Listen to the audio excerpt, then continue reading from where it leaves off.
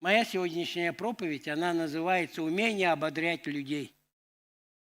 Дух Святой хочет говорить на эту тему, потому что мы так мало ободряем друг друга, даже в семье.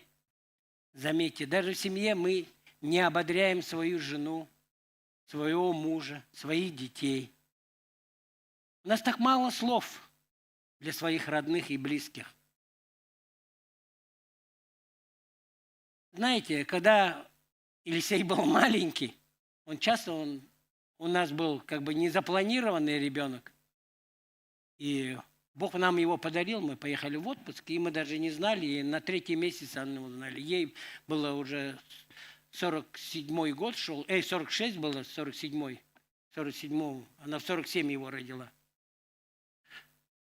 Вот. И мы его как-то, маленькой девочки у нас, слава Богу, воспитывались, Лучи, Вене тоже. Но Елисея мы баловали, он уже у нас как бы родился, такой подарочек от Бога. И вот он у нас капризничает все время. Я первый, все время. И я помню, как-то раз он ушиб себе пальчик. И у него где-то игрался и ушиб. И начал плакать. Ну, он уже подрос, ему уже, наверное, лет 7, наверное, было. И я ему говорю: что ты плачешь? Ты же мальчик, что ты плачешь? Ну, перестань. А он опять продолжает плакать, плачет. И я уже не выдержал, я говорю: ну-ка прекрати, сейчас же. Вот. Ну, мы, отцы, иногда бываем так, хотим быстро всех построить, и поэтому мы повышаем голос, и тогда дети, они приструниваются и как-то раз более послушными, а потом ты привыкаешь, и ты как бы начинаешь постоянно это делать. Но Бог говорит: нет, это неправильное воспитание, это неправильное отношение к своим детям, ты их должен ободрять, ты их должен поднимать. И знаете, что он мне сказал, удивительно, когда я ему сказал: прекрати, что ты там кричишь. Он говорит: а папа, ты мог бы хотя бы подуть на пальчик? Знаешь, мы иногда такие, знаете, хотим, чтобы все быстро, чтобы все построились, чтобы было все по-моему. Вот. И ободрение – это такое понятие, библейское понятие. Вот. И по-честному нужно признаться, когда мы в последний раз ободряли друг друга. Знаете, такая есть японская пословица, она говорит: одно доброе слово согревает в течение всей зимы. Одно доброе слово, оно может согревать в течение всей зимы. Давайте мы посмотрим вначале на пример Иисуса Христа и будем учиться чему-то хорошему. Что-то возьмем из этого, потому что Писание говорит, мы должны что-то взять из этого, чему-то научиться. Откроем Марка 6 главу, и почитаем с 45 по 48 стих. Здесь написано: «И тотчас понудил учеников своих войти в лодку и отправиться вперед, на другую сторону, в Вифсаиде, пока он отпустит народ. И, отпустив их, пошел на гору помолиться». Они на море, а он пошел на гору. Вечером лодка была посреди моря, а он один на земле, и увидел их бедствующих в плавании. Вот мы, как Божьи люди, мы должны видеть в этом городе очень много бедствующих людей. Бедствие – это не в бедности живут. Он увидел бедствующих в плавании, потому что ветер им был противный. Вот ветер противный. Вот мы что несем людям этого мира? Мы своим родным, близким что несем? Когда начинается когда мы видим людей, когда они бедствуют, когда они находятся в страхе, в сомнении, в позоре, в стыде, в депрессии. Что мы видим? Как мы смотрим на этих людей, когда они в бедствии находятся, эти люди? В этом плавании, в этой жизни, в своей семье, со своими родными, близкими, с друзьями там. Мы смотрим на это. И мы должны научиться этому. И он увидел бедствующих в плавании, потому что ветер был им противный. Около 4-й стражи ночи подошел к ним, идя по морю, и хотел миновать их. Они, увидев его, идущего по морю, подумали, что это призрак, и кричали ему, вскричали ему. Вот я, например, вижу, что я очень раньше, по первости, очень мало говорил своей жене какие-то прекрасные слова. Хотя она мне родила 4 детей. Она их подымала, Я, конечно, помогал. Вот. Но я мало говорил ей каких-то добрых слов. Мало ее где-то утешал. Сейчас, конечно, больше. А сколько люди сидят дома, у них дети инвалиды, мама, папа болеют, у них мужья пьют, их бьют, их гоняют, детей гоняют. Там сплошь и рядом. Вы живете и слышите, наверное, как ваши соседи эти мирские, они бьют там за волосы, таскают, там смотришь, думаешь, Господи, слава Богу, что я с Богом живу, а не без Бога. И мы должны все делать по духу. Мы когда видим этих людей, взять на постоянную молитву. Если мы видим людей, которые находятся в проблеме, в какой-то ситуации, мы можем взять на постоянную молитву, в пост пойти. Мне очень нравятся некоторые сестры здесь. Они просто-напросто звонят иногда и говорят, вот сегодня день спасения. Олег Иванович, вы должны сегодня, или мы к вам приедем, или вы к нам. Я думаю, Господи, у меня свои дети, мне надо что-то свои дела делать. Нет, сегодня. И я брала пост. Потом другая звонит. Вы должны приехать, потому что сегодня день спасения. Как будто я думаю, Господи, люди, они видят, что люди находятся в беде, и им нужна помощь. А помощь – это только Иисус. Только Иисус может помочь. Только Он может увидеть и помочь, когда Дух Святой вместе с тобой начинает двигаться. А мы что делаем? Мы ходим иногда и трубим. Ты знаешь, как вот про этого брата, а ты знаешь про эту сестру, а ты знаешь, как они живут, а ты знаешь, что у них случилось, а знаешь почему. И мы трубим. Нам нужно трубить молитвой. Как в той песне «Вдоль по Питерской», а нас вдоль Лермонтова, вдоль Якутской, вдоль Гемеина, вдоль Сайсар. Мы должны трубить, что люди там, они погибают, они бедствуют. Они находятся в этом плавании, также живут, ходят по этой земле.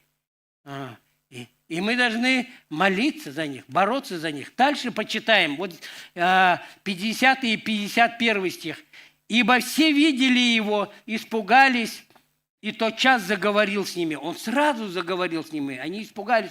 Он заговорил с ними и сказал им: «Ободритесь, это я, не бойтесь, это я». И вошел к ним в лодку, и ветер утих. И они чрезвычайно изумлялись в себе и дивились. Вошел к ним в лодку. Он хочет войти в сердце каждого человека. Он хочет войти в сердце. Он хочет войти в дом этих людей.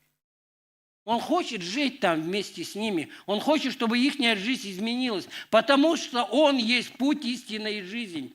Никто не может к Отцу прийти, как только через Него. Только когда Он вошел в лодку, ветер утих. Когда мы пойдем и войдем в сердце этих людей через Слово Божье, через Духа Святого войдем, и Дух Святой войдет в их дом, и Он начнет эту работу. Не мы будем инструментами. Мы просто будем инструментами в том, чтобы эта буря утихла. Буря утихнет тогда у этих людей страхи, сомнения, позор, стыд, депрессия уйдет, когда мы пойдем к этим людям. И Дух Святой начнет через вас обнимать этих людей, ободрять этих людей, утешать этих людей, говорить им добрые слова, молиться вы будете за них. Вы, дорогие мои братья и сестры, вы будете делать. Иисус через вас хочет это делать. И тогда буря, она утихнет. Слово Божье, оно начнет ободрять их. Дух Святой начнет работать. Знаете почему? Потому что Слово Божье живо, оно живое, оно действенное. Потому что все Писание, оно богодухновенно и полезно. Для чего? Для научения.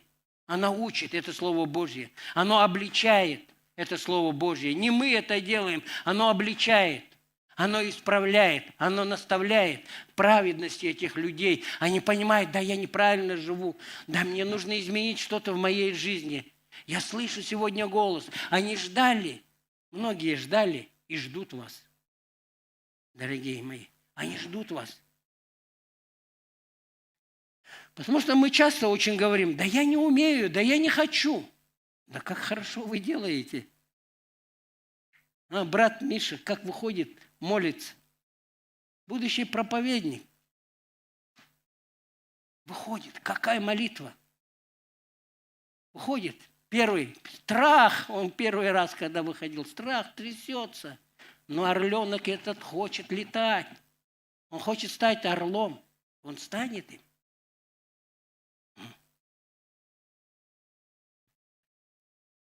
Знаете, вокруг нас очень много таких людей. Давайте мы посмотрим, как апостол Павел ободрял людей на корабле.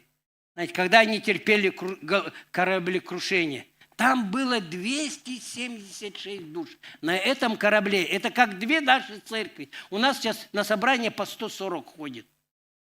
Это две наши церкви, и он их в один раз, он ободрил их так.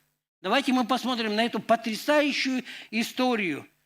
Потому что всякая надежда исчезла на спасение. Они думали, они погибают. И откроем Деяния, давайте 27 главу, и начнем читать с 10 стиха. Это когда Павла отправили в Рим. Его должны были там судить в Риме, его заковали в цепи. Их там было еще сколько-то человек, там был сотник, который сопровождал их, и их посадили на корабль, и они должны были плыть. И муж Божий, он человек Божий, у него были откровения Божьи, у него были отношения с Богом, он ходил близко с Богом, настолько он ходил в обнимку, Дух Святой с ним действовал. И он говорит, вот в 10 стихе, говоря им, мужи, я вижу, что плавание будет с затруднениями и с большим вредом не только для груза и корабля, но и для нашей жизни. Видите, он уже знал, у него были откровения, у него было послание от Бога, что вот так будет. Давайте, может, мы как-то остановим, не поедем, переложим. Но сотник более поверил кормчему и начальнику кораблю, нежели словам Павла. Потому что они профессионалы. Мы верим профессионалам, нам профессионалы нужны. Но прежде всего нам нужны люди высокого духа, которые любят Бога, которые любят Писание, которые любят молиться, которые любят людей, не просто любят это Писание и просто тыкают этим Писанием, но которые любят людей, которые хотят ободрять людей, утешать людей, которые хотят обнимать людей, молиться за них. Направлять их к Иисусу, не к себе. К Иисусу нужно направлять, не к себе. И когда эти сестры, они обращались, и когда они звонили, и когда они говорили, к Иисусу надо, не ко мне.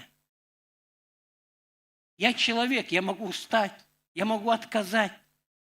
У меня есть семья, я могу поехать. Но нужно слышать Бога. Я, слава Богу, слышал Бога, и я сказал «да». И эти люди спаслись. Вот. И этот сотник, он поверил кормчему, начальнику, поверил. 12. А как пристань не была приспособлена к зимовке, то многие давали совет отправиться оттуда, чтобы, если можно дойти до Финика, пристани Критской, лежащей против юго-западного и северо-западного ветра, и там перезимовать. Подул южный ветер. Видите, все было прямо... Здесь нельзя стоять, потому что пристань не готова. Потом подул южный ветер. Надо точно переть. Дует по направлению, надо двигаться. И мы такие же, мы на профессионал, на опыт надеемся, на обстоятельства погодные смотрим. Погода в доме. Кто делает погоду в доме? Бог делает. ни зонтик. Подул южный ветер, и они, подумав, что уже получили же желаемое, отправиться, поплыли поблизости Крита. Видите, они поплыли уже. Вот. Потому что мы так люди, мы всегда ищем временный комфорт. Нам нужен комфорт. Мы нуждаемся в комфорте, мы люди. Мы даже когда садимся телевизор смотреть, там бутербродики приготовили, на диванчик сели, удобнее присели. Да. В этом нет ничего плохого. Но мы так люди, мы привыкли к комфорту. Но скоро поднялся против него ветер бурный, называемый Евроклидом. Корабль схватило так, что он не мог противиться ветру. И мы носились, отдавшись волнам. И набежав на один островок, называющий Клавдой, мы едва могли удержать лодку. Подняв ее, стали употреблять пособия и обвязывать корабль. Боясь же, чтобы не сесть на мель, спустили парус и таким образом носились. На другой день по причине сильного обуревания начали выбрасывать груз. Вот так мы в жизни. Мы ничего не можем найти. У нас нет опоры. Мы ищем, что выбросить, кого кинуть, как поступить, на кого надеяться, на кого опереться. Когда идет шторм на нашу жизнь, когда на нас давит, мы растерянные, мы в страхе, мы в сомнении. Мы в позоре, в стыде. У нас нет свободы. И мы как в кандалах.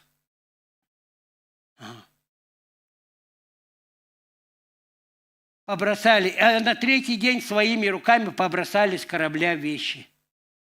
Вот так люди проходят трудные испытания. Все выбрасывают. Даже своих родных выбрасывают со своих квартир. Все выбрасывают. Потому что они в страхе, потому что они в сомнении, потому что они жадные, потому что они наглые, потому что они напыщенные, потому что они надменные. Потому что у них нет Бога. Потому что они хотят пройтись по головам людей. Им нравится это. Но как многие дни не видно было ни солнца. Смотрите, многие дни не было видно ни солнца, ни луны, ни звезд. Продолжалась немалая буря, то, наконец, исчезала всякая надежда к нашему спасению. Так, люди этого мира, у них нет надежды для спасения. У нас есть. Разве мы не можем поделиться этой надеждой спасения? Разве мы не дадим эти бесплатные лекарства, которые у нас есть? Ранами Иисуса Христа ты исцелился. Иисус, ты послал свое слово, и это слово не возвратится напрасно, оно исполнится в твоей жизни. На месте пепла будет застроено города.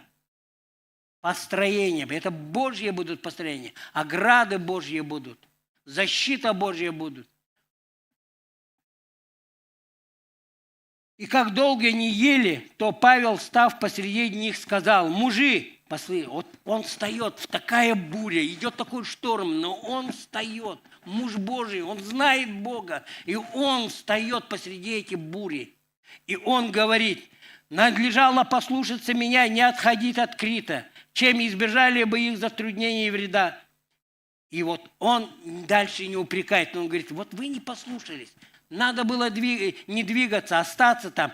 Теперь же убеждаю вас, но у него есть послание от Бога, потому что он всегда находится в молитве. Он всегда находится в отношениях с Богом, в любой ситуации, какая бы ни была буря, что бы ни напирало, какие бы критические ситуации ни были. Он надеется на Бога и говорит: теперь же убеждаю вас ободриться, потому что ни одна душа из вас не погибнет, а только корабль. Почему он имел такое дерзновение? Потому что у него были откровения от Бога, потому что он близко ходил с Богом. Вот. И он говорит, вот здесь посмотрим мы два фактора. Почему Павел говорит эти? Можем открыть, да, два фактора там. Вот два фактора апостола Павла. Вот он говорит здесь, вот читаем 23 стих. Ибо ангел, почему он говорит? Ибо ангел Бога, к которому принадлежу я. Второе, это первое.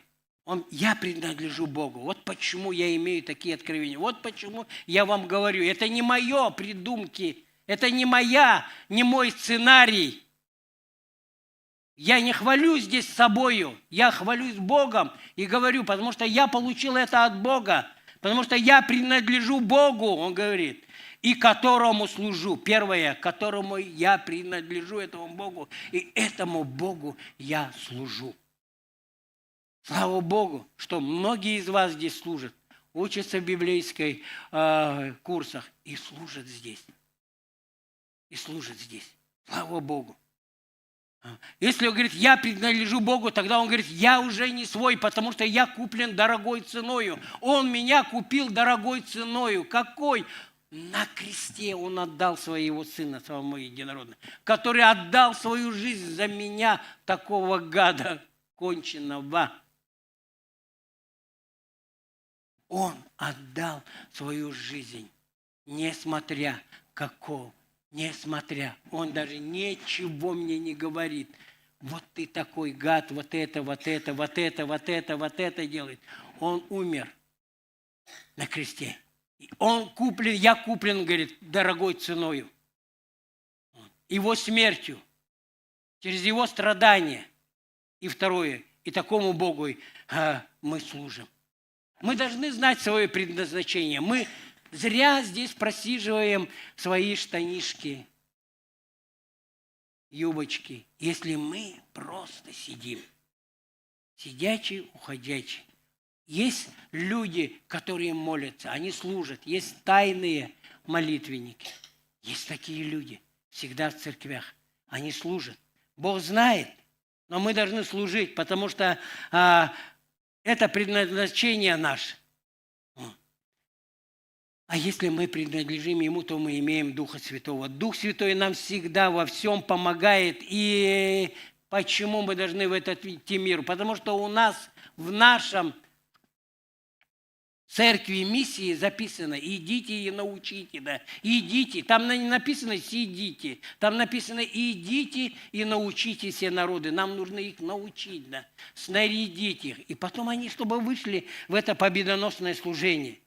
Деяния читаем 27 из 24 по 26 стих. «И сказал, не бойся, Павел, тебе должно предстать». Это Бог ему говорит. Видишь, не бойся, Павел, он его поддерживает все время. Не только Павел, он его. Почему у него есть силы поддерживать 276 душ? Потому что Бог его поддерживает.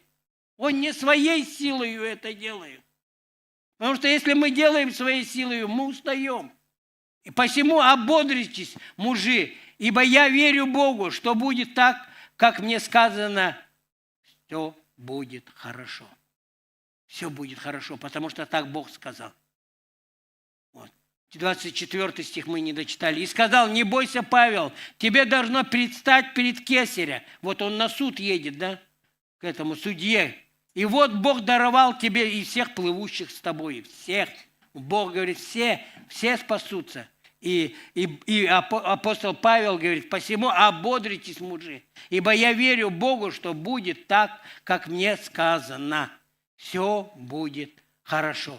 Нам должно быть выброшенными на какой-нибудь остров. И так и произошло. Знаете, люди, я слышал эту историю, потрясающую историю. И у нас здесь две сестрички есть, которые ходили, вот где-то онкология была еще старая, они ходили там, и вот вырывали просто у дьявола, ходили, они там умирали уже, да, им оставалось там немного жить, и они им рассказывали, приходили, рассказывали о Иисусе Христе. И я слышал такую историю, одна девочка, молодая девушка, она уже умирала, ей поставили диагноз, и сказали, там недолго ей жить, и она взяла капельницу и ходила по палатам, и рассказывала всем с радостью. Рассказывала о Иисусе Христе. Почему? Потому что она имела Иисуса Христа в своем сердце. Она примирилась с Ним. Она примирилась с Ним. Нам нужно нести Евангелие этим людям. Вот Саша Пшенников есть, он меня как-то водил в 5-ю колонию. Поехали, говорит, Олег. А он там работал, он старший прапорщик. Вот. Ну, старшие прапорщики, они главнее полковников даже говорят, да? Вот. И он меня повел туда. И там ребята, знаете, они каются. Знаете, еще мне ребята говорят, вот этот, ну так говорят, я не обзываю его, говорит, вот этот дубак, говорит, ну дубак это вот с дубинкой ходит, потому что, вот, и он идет со мной, говорит, вот этот, говорит, дубак, а как, говорит, ты с ним знаком, ты работаешь на них, говорит. Я говорю, нет, мы в церковь вместе ходим. Он меня водил, и они там люди спасались. Как звали этого-то, который, как его звали? Ты не помнишь? Вот он просто там упал на колени, рыдал просто. Он принял спасение, там, и смотрящие там, они его знали там тоже. И я их же всех знал. Они все говорили. Саша там нам рассказывает, ага. Вот. Ну, ты-то зачем? Ну, понятно, он там милиционер, да, дубак, с зубинкой ходит, да. Ну, но ты что сюда к нам пришел-то? Вот. Но они каялись, они спасались, они принимали Иисуса Христа. Принимали. И эта девушка, она ходила по этим палатам вместе с этой капельницей, и она рассказывала людям и спасала прямо их раз за разом, раз за разом. Им оставалось там месяц жить кому-то, кому-то 3 месяца, и они спасались. Она им рассказывала. Потому что мы должны рассказывать. Потому что Иисус есть путь, истина и жизнь. Жизнь вечная. Мы должны делиться с этим, с людьми этого мира. Мы должны нести это людям этого мира. Мы не должны сидеть. Это в нашем видении прописано. Миссия церкви. Деяния. Дальше читаем Деяния 27 глава, 33 и 38 стих. Перед наступлением дня Павел уговаривал всех принять пищу, говоря, сегодня 14-й день. 2 недели они в этом шторме находятся. 2 недели. Кто-нибудь находился в шторме? Я 1 раз находился в шторме. Меня вообще тяжело было очень. 1 день. Они 14 дней, 2 недели находились, их все время там, вот калашматило там. А знаете, людей сколько калашматит? Не днями, не неделями, не месяцами, годами люди в депрессии находятся, годами. Люди годами ждут свет спасения, надежду эту. И поэтому апостол Павел говорит, горе мне, если я не проповедую им Евангелие. Он говорит, горе мне. Насколько у человека мощное откровение. Горе мне. Когда твои родные, и я поэтому и шел в колонии. Они меня унижали, они меня втаптывали. Но я шел к ним. Почему? Потому что Дух Святой меня толкал. Я сам не хотел. Я говорил, я больше не пойду туда. Все, это последний раз. Я выходил весь заплеванный, плакал там. Но в следующий раз Дух Святой меня обратно туда. Иди. И они стали спасаться. Не все, но некоторые спаслись. И вот здесь читаем.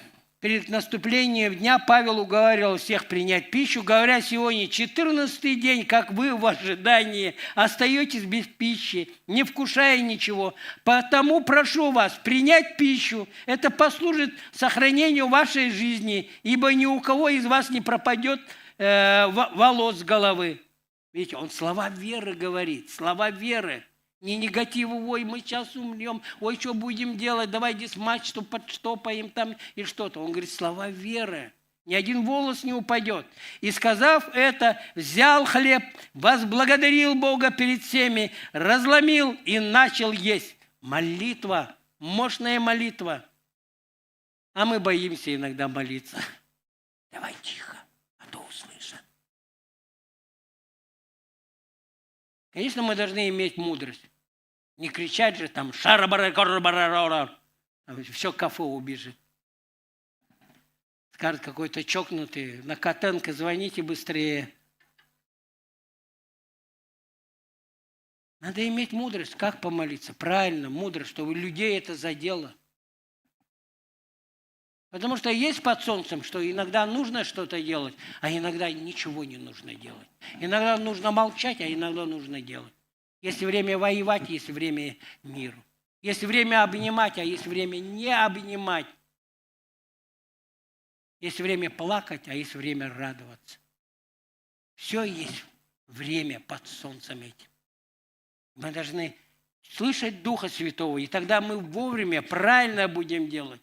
Надлежащее время. Аминь.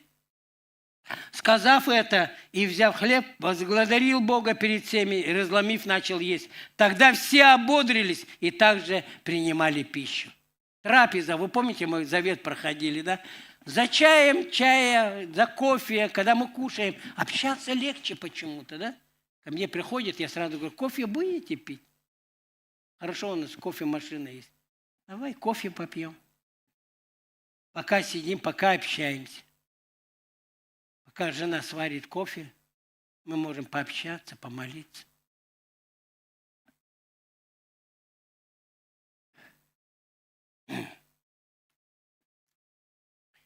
Деяние 28 глава.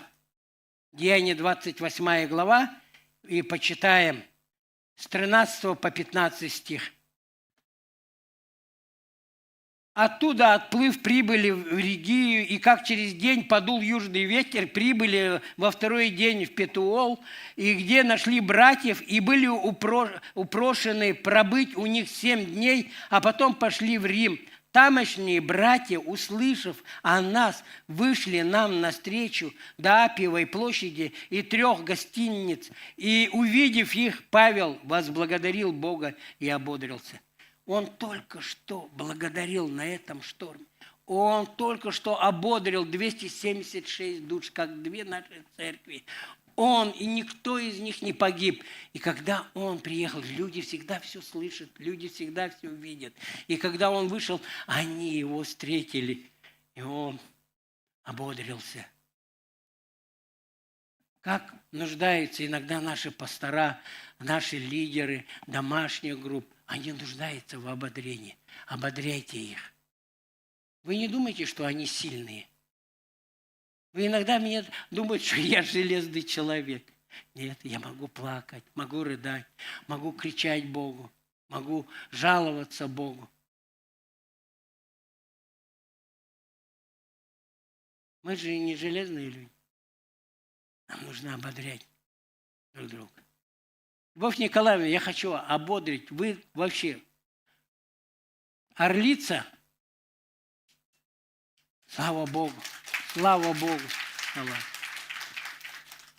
Пастор у нас какой мудрый. Он может собирать. Вы видели, пастор может собирать людей, да? Сплачивать вокруг.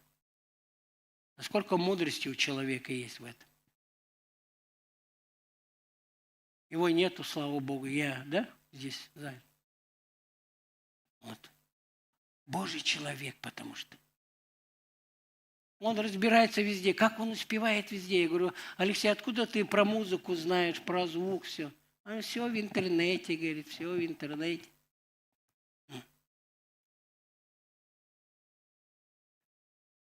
Молодежь наша, слава Богу, молодежь поднимается, подростки поднимаются. Нам нужно ободрять, да? Вот выходят здесь, говорят, да? Вот орел Миша Панарин, вообще молодец, красавчик. А что бы мы делали без тебя, Александр, да? Ты потому что снимаешь, ты умеешь это делать хорошо, на высоком уровне. Хочу сказать, я верю, что нас будет семья Лепт слышать, да? Давид с Аришей. Они там, что вы очень нужны. Как молодежные лидеры здесь. Зоя Белых. Все, кто участвует в этом. Давид, Лика, Шейникова. Они участвуют в этом. Так мало ободряем друг друга. Миша, тебя неведомски хочу вот ободрить. Сказать, что ты меня молитвами ободрять стал на домашке. Наконец ты проснулся. Знаешь, как я ободряюсь? Ой, когда ты молишься. Знаешь, когда маленький ребенок не попасть, там тук-тук, что-то не попал. Но знаешь, как приятно, когда, да? когда он начинает говорить, ты давай, говори. Говори слова веры. Говори это. Римлянам откроем, нам надо скоро заканчивать уже, да? Так, Римлянам 12 главу, я хотел бы, мы будем скоро. Римлянам 12 глава. Очень хорошее место Писания, я время от времени перечитываю ее. 12 глава. И мы там с 3 по 11 стих прочитаем. «По данной мне благодати всякому из вас говорю, не думайте о себе более, нежели должно думать, но думайте скромно, по мере веры, какую Бог каждому уделил». Какую каждому Бог уделил. Не переоценивайте себя. Не ходите напыщенно вот так.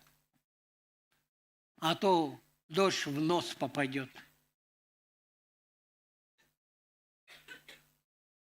Нам не нужно быть такими напыщенными. Поэтому, если ты будешь таким напыщенный, гордый, то через некоторое время ты наглым станешь.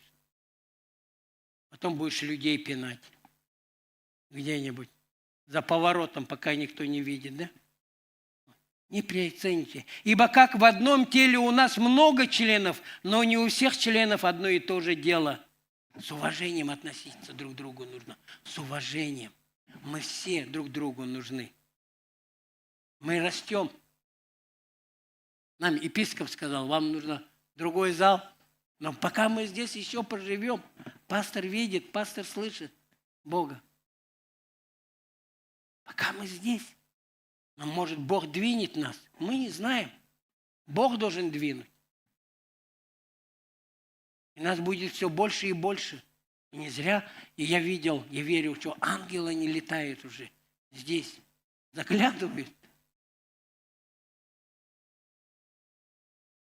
Слава Богу. Читаем дальше. Так мы, многие, составляем одно тело во Христе, а порознь один для другого члены. И как по данной нам благодати имеем различные дарования. Мы все даровиты, у нас всех есть дары, у нас всех есть таланты. Не говори, я ничего не умею. Вы все умеете что-то делать. Да? Как здорово, что у нас здесь есть буфет, да? Они служат, невидимый фронт. Но тылы они нам нужны. Как здорово, что здесь прославление, да? Это прославление растет, я просто улетаю. Каждый участвует. Команда растет. Прославление улучшается. Медиа-команда у нас потрясающая. Слава Богу. И там же также происходит изменение. Имеешь различные дарования, то имеешь, то пророчество по мере веры. Имеешь ли служение, пребывай в служении. Учитель ли в учении? Вот это слово, я хотел бы на этом остановиться. Увещеватель ли? Увещевай. Знаете, это что такое? Сейчас такого слова нет, это старославянское, да? Увещеватель. Увещеватель – это который ободряет человека. Он увещевает, он ободряет. Вот. Это значит поддерживать, это значит ободрять, заступаться, быть адвокатом. Знаете, когда человек закрывает другого, когда он знает, этот человек не может за себя заступиться, этот человек закрывает его, нет. Он не такой. Он не такой. Он закрывает его от всяких сплетен, от всяких негативных слов. Он говорит, нет, он не такой. И мы должны такими быть, увещевателями, ободрять друг друга, говорить друг другу слова ободрения, прикрывать друг друга. Потому что язык мудрых, он врачует. Знаете, язык мудрых, он врачует. У нас самое мощное лекарство, лучше этих химических лекарств. Вот. А что такое неудачное ободрение? Вот, внимание, неудачное ободрение такое. Ну что ты здесь тормозишь? Ну откуда у тебя ноги растут? Ну где ты ходил, шлялся? Знаете, вот внимательно послушайте. Черепаха тоже в ковчег вошла. Вы поняли? Черепаха тоже в ковчег вошла. как бы она медленно не шла. Так что не надо такое ободрение никому. А что ты здесь делаешь, откуда у тебя руки растут там, и тому подобное. Нам нужно ободрять, поддерживать друг друга, говорить слова веры. Слова веры. Брать из Писания и проговаривать в это. Мать Тереза, вот потрясающие слова когда-то сказала, высказывание такое. Слова, она говорит так, слова ободрения, приветствия могут быть короткими, но эхо у них бесконечное. Эхо у них бесконечное. Эхо. Слышали когда-нибудь Анну Герман пела эхо? Песни. Потрясающая песня, да? Эхо. Ну, я не могу. Яна, может, нам споет. Хотел спеть, потом понял, что не вытяну. Ай. От моего пения вы бы упали, наверное.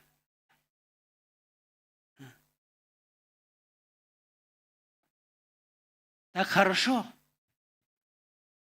что ты здесь есть, друг мой. Так хорошо, Олег, что ты здесь есть. Твой голос потрясающий.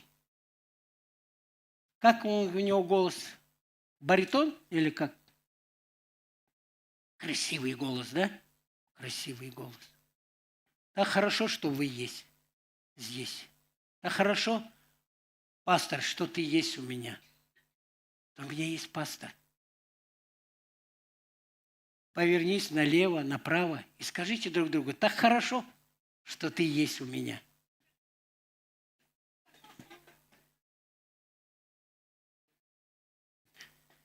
И разрешите закончить на этой ноте. Откроем место Писания словами апостола Павла, 1 Фессалоникийцам, 5 глава. 1 Фессалоникийцам, 5 глава, и там мы прочитаем 14 и 15 стих.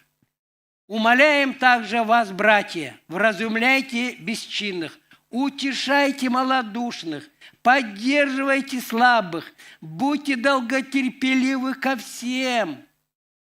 Смотрите, чтобы кто кому не воздавал злом за зло, но всегда ищите добра и друг другу, и друг другу, и всем. И друг другу, и всем». Аминь. А что значит искать добра? Всем. Значит, ободрять друг друга. Ободрять. Давайте мы будем делать это.